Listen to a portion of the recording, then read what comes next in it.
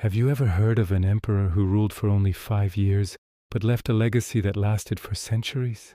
A man who rose from a humble background to challenge the mighty Mughal Empire and build a powerful kingdom of his own. Today, we're diving into the incredible story of Sher Shah Suri and the establishment of his North Indian Empire. This isn't just a tale of battles and conquests. It's a story of ambition, brilliant administration, and a vision that shaped the future of India long after he was gone. So how did this Afghan nobleman from Bihar manage to overthrow the great Humayun and create an empire that, while short-lived, became a blueprint for future rulers, including the legendary Akbar? Let's travel back to the 16th century and uncover the secrets of one of India's most remarkable leaders. Before Sher Shah became the Lion King, North India was a chaotic patchwork of competing powers. The Delhi Sultanate was crumbling, and the newly established Mughal Empire under Babur and then Humayun was still struggling to consolidate its rule.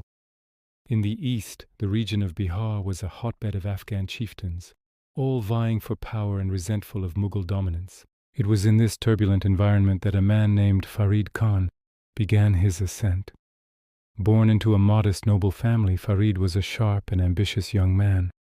He started his career managing his father's estates, where he first displayed his remarkable talent for administration and justice. He learned the art of politics and warfare by serving various Afghan lords, patiently building his influence and army. He was cunning, strategic, and incredibly patient. He watched the weaknesses of his rivals, including the often indecisive Mughal Emperor Humayun. He earned the title Sher Khan, or the Lion Lord, after supposedly killing a tiger with his bare hands. This wasn't just a fancy title. It was a symbol of his strength and fearlessness, a reputation he would soon prove on the battlefield. Sher Khan's rise was meteoric.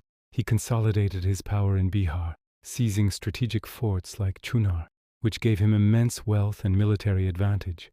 While the Mughal Emperor Humayun was busy with campaigns elsewhere, Sher Khan was methodically expanding his territory. The collision was inevitable. The first major clash came at the Battle of Chausa in 1539. Sher Khan, using clever tactics and a surprise attack during the monsoon season, completely routed the Mughal army. Humayun himself barely escaped with his life. This victory was a massive turning point. It shattered the myth of Mughal invincibility and boosted Sher Khan's prestige immensely. A year later, in 1540, the two rivals met again at the Battle of Coinage. This time, Sher Khan's victory was even more decisive. The Mughal forces were utterly defeated, and Humayun was forced to flee India, beginning a long and arduous exile in Persia.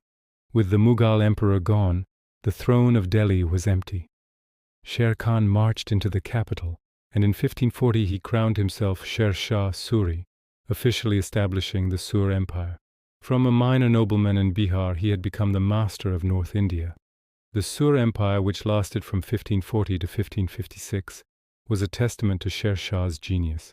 Although his reign was tragically cut short after only 5 years, the administrative and economic foundations he laid were so strong that they were later adopted and even perfected by the Mughals, especially Akbar.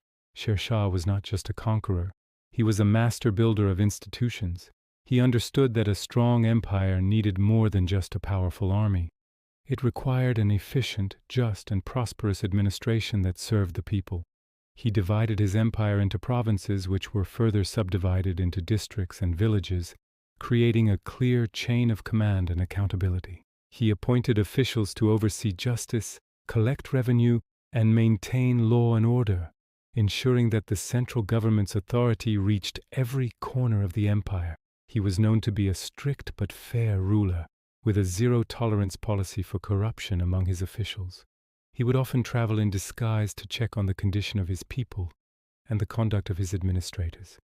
This hands-on approach ensured that his reforms were actually implemented and that the common people felt a sense of security and justice. One of Sher Shah's most significant contributions was his revolutionary land revenue system.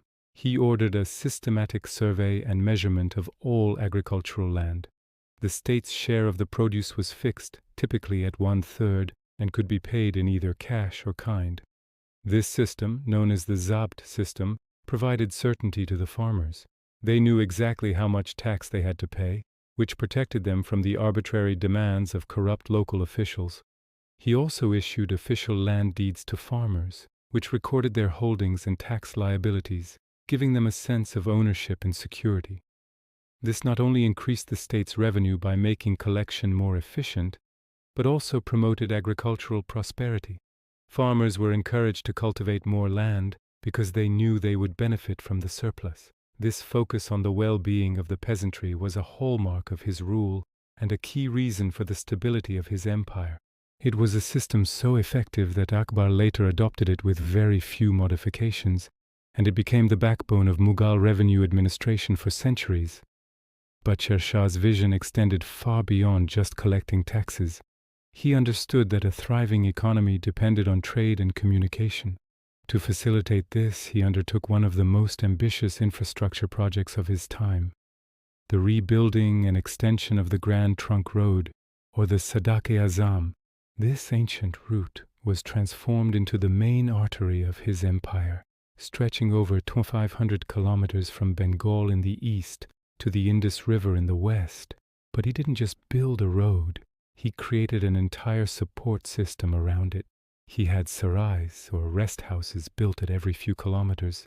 These weren't just simple shelters, they were bustling hubs with separate quarters for Hindus and Muslims, wells for fresh water, and marketplaces. They provided security for travelers and merchants, ensuring that goods and people could move safely and quickly across the vast empire.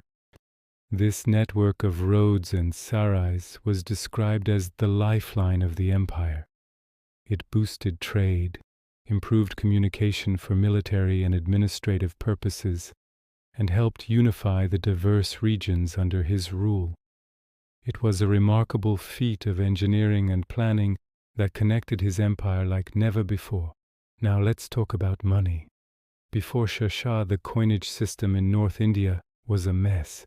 There was no standard weight or purity, which made trade confusing and hampered economic growth. Sher Shah completely reformed the currency. He introduced a standardized silver coin called the Rupiya, which weighed approximately 178 grains. He also introduced a copper coin called the dam.